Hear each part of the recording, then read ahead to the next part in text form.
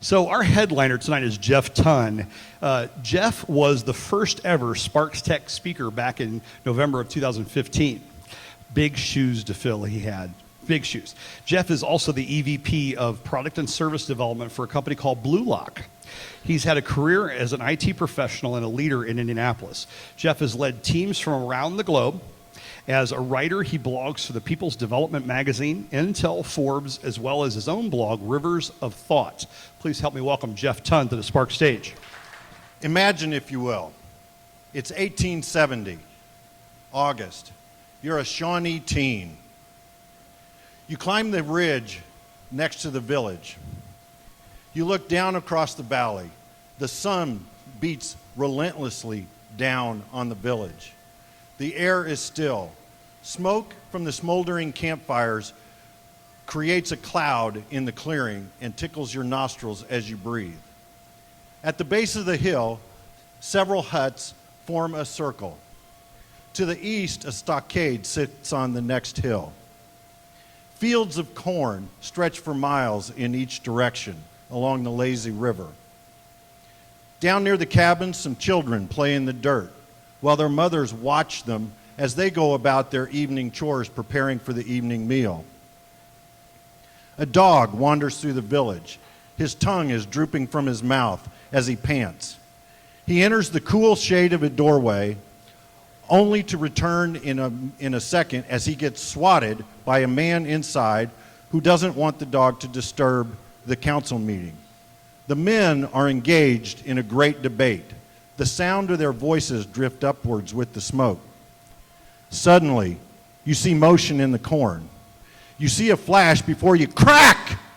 Gunfire shatters the stillness of the afternoon. Soon, war cries fill the air. The long knives have arrived. Burnt gunpowder mixes with the smoke and burns your eyes. Now, why I was standing in this field in the middle of Ohio reading an historical marker on July 4th, 2000 is a story for another day. What I'd like to talk to you today about are connections. The connections that drew me to the past and propelled me into the future. The sign I was reading was about the Battle of Pequod. This was a battle between the Kentucky militia, led by George Rogers Clark, and a tribe of the Shawnee Nation. Now, what Indiana boy does not feel a connection to George Rogers Clark? I continued to read other historical markers. One was dedicated in 1976.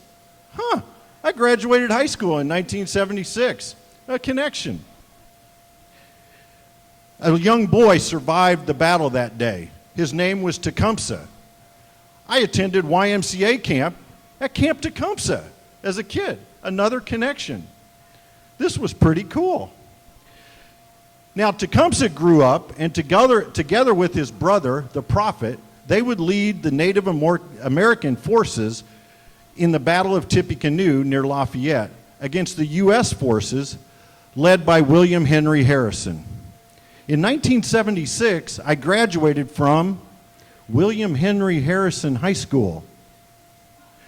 Our yearbook, The Prophet, another connection. I hated history in high school, and now I was hooked. Over the next decade, my wife Carmen and I would spend every second of every vacation following the Lewis and Clark Trail. As it turns out, William Clark of the Lewis and Clark expedition was George Rogers Clark's little brother. Together, we discovered dozens and dozens of these connections. We discovered a deep love of history, and we discovered a shared love of our country. As newlyweds, when we embarked on our tours, you might say we discovered each other. But I'm not here to talk about our love story either. For that, you will have to wait until my book, The Lewis and Clark Will Never Die Tour, is published. What I'm here today to talk about are connections. And it would be interesting to continue to talk about them. I could talk about them all night, at least for another 6 minutes or so. But what would really be interesting is if I could show you how those connections can teach you lessons in the present to help you plan for the future.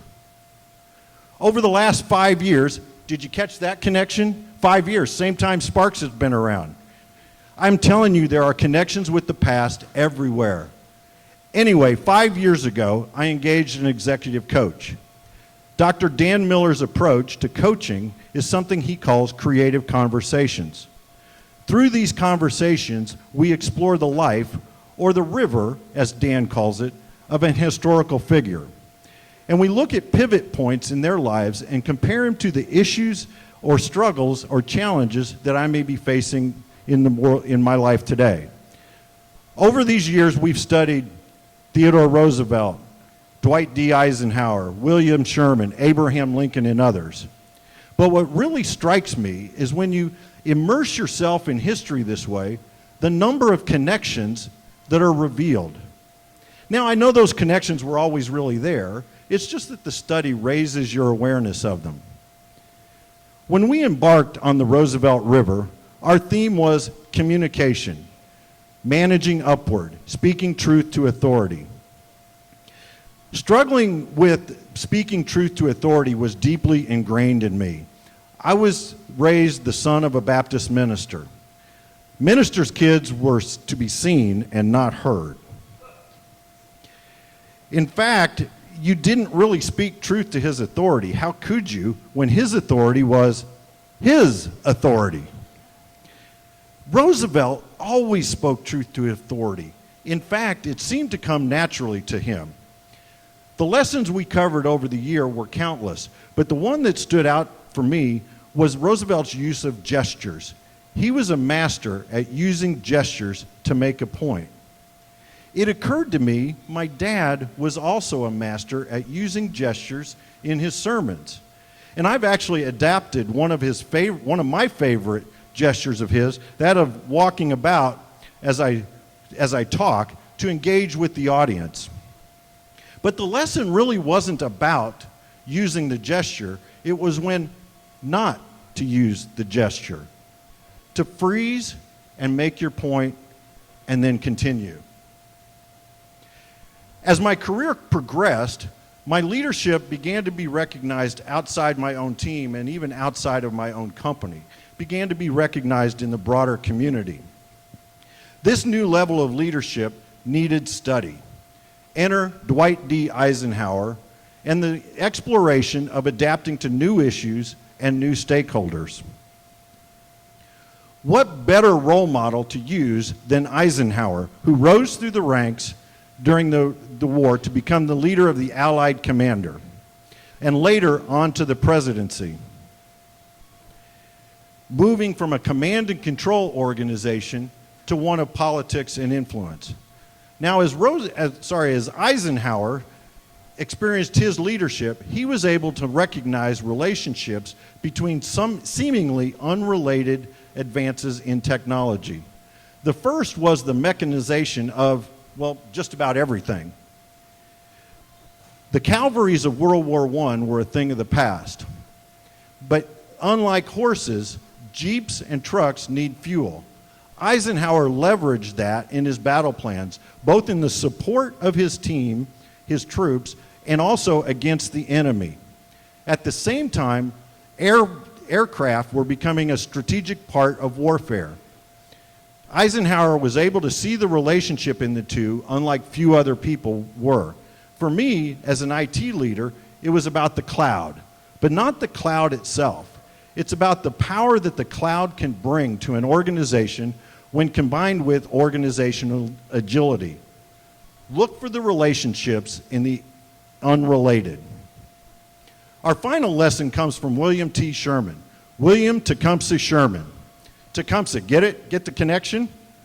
He was a Civil War general. The theme we were exploring was a plan is a contract between the past and the present. Sherman had a plan. Sherman had a grand plan. His plans didn't always work. He was involved in 2 battles near Chickasaw Bluff. In the first one, he suffered an embarrassing defeat. Later, he would join forces with Grant and attack the town again, and they were successful. Grant had used a strategy that Sherman didn't think would work.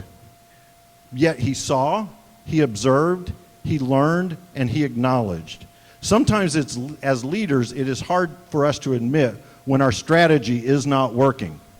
We have to observe other leaders, observe other strategies, and adapt our plans. These are but a few of the lessons over the last 5 years. Connections with the past are everywhere. Lessons from the past are boundless and ever-changing. Even as I wrote this, I saw new lessons, new learnings, and new opportunities to make an impact on the future.